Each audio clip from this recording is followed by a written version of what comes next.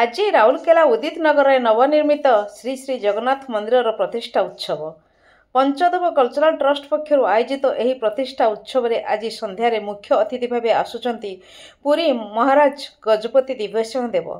गतकाली संध्यार गजपति आसी राउरकेला पहुंची नूतन मंदिर में आज चतुर्थामूर्ति अन्य विग्रह मानकर स्थापना जोगदेवे गजपति दिव्यसिंह देव।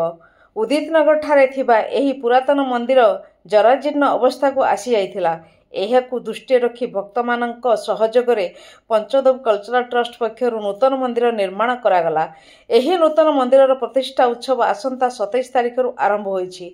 आज एही उत्सव रे पूर्णाहुति नूतन मंदिर चतुर्थामूर्ति मंदिर व्यतीत महालक्ष्मी, माँ विमला, श्री सीताराम, श्री पतित पावन, श्री श्री राधाकृष्ण, श्री गणपति, श्री काशी विश्वनाथ मंदिर रही। यही प्रतिष्ठा उत्सव कार्यक्रम पुरी धाम श्री मंदिर पंडित मानक पौरात्य संपन्न करा जाउछि। श्री श्री जगन्नाथ मंदिर यही प्रतिष्ठा उत्सव रे बहु संख्यार भक्त माने जोग देबाकु मंदिर कमिटी पक्षरु निवेदन करा जाइछि।